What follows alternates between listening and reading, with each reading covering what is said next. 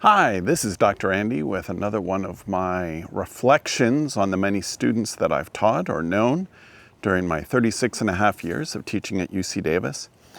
The YouTube gurus say that the first 30 seconds are the most important and that everything must be clipped and relevant and tightly edited. By contrast, I'm going to show you this pretty bridge I'm about to walk across. Check this out.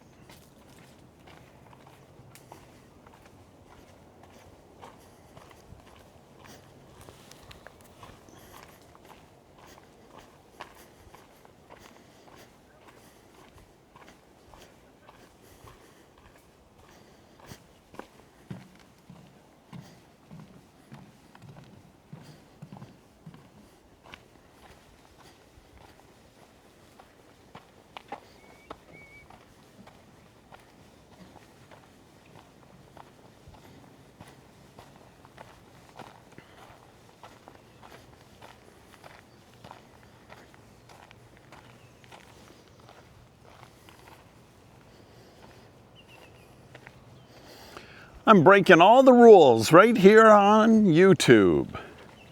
First 30 seconds, why not start with a moment of Zen?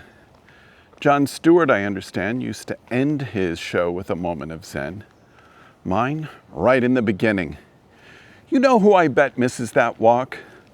My friend Jen. I'll tell you about Jen in a minute and explain how it's relevant. Most of the students who I feature in this series were my students.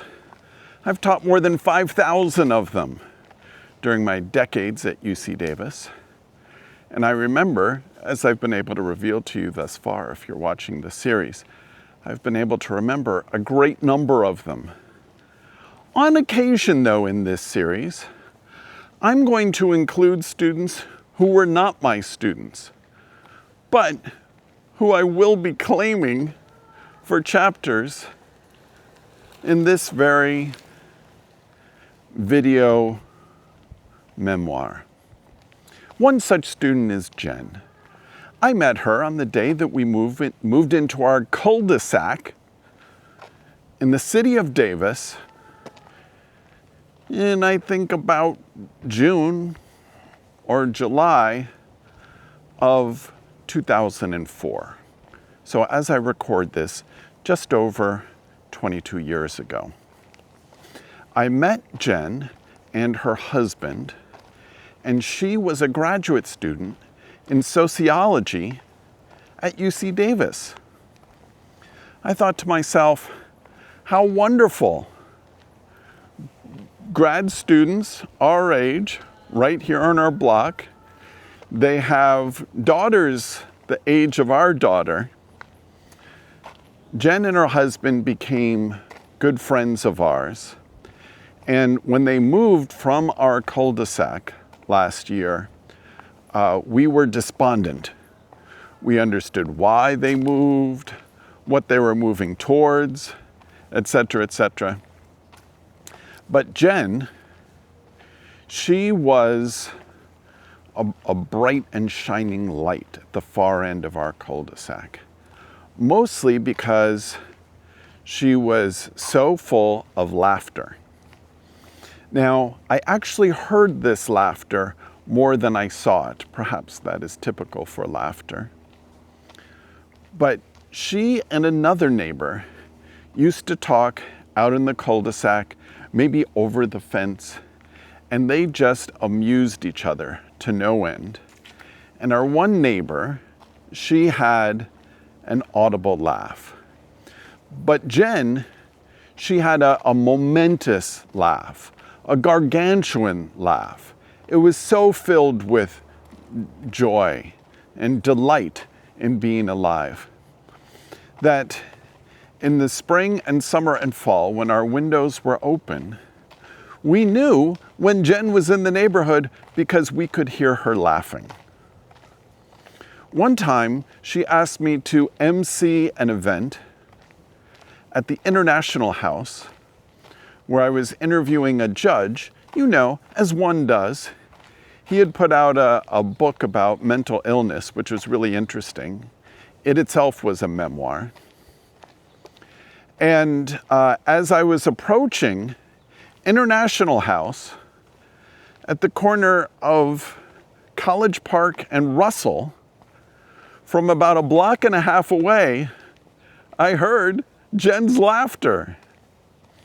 She was the executive director of the organization that was putting on this event, and she's done tremendous work to raise our understanding about people who have struggled with mental illness or who have lived with mental illness.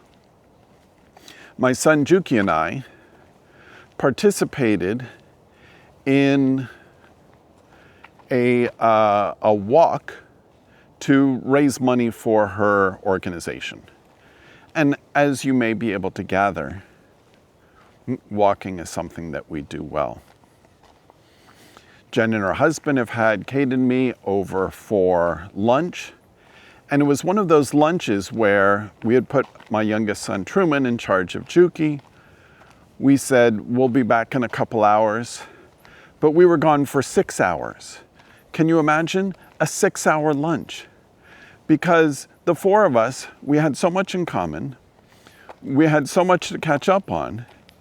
And they had done a bunch of work on their house, and they were proud to show it off to us, as well they should have been. I do wish that they still lived in that house, because I miss having them as neighbors, and I miss hearing that laughter. And although Jen was never my student, she was a student. She was a UC Davis student when I was a faculty member at UC Davis, when we moved into the neighborhood and were warmly welcomed by Jen and her husband. So I'm claiming her, and I'm putting her in this video memoir. Thank you, Jen, for being such a delightful neighbor. Thank you for your laughter, which resounded in our little cul-de-sac. And thank you for inviting me to play a tiny part in the work that you've done to raise awareness about mental illness, and that you've used your sociology graduate degree to improve the lives, including lives of people who you've never met. If you'd like to hear more remembrances like these of students I've taught, and on occasion students I have not taught, then please subscribe to this video series. I guess they call it a YouTube channel, Diary of a Quizmaster. And the YouTube algorithm has some ideas right up there, I believe, of what video it wants you to watch next. Do comply, won't you? My name is Dr. Andy, and I'll see you in the next video.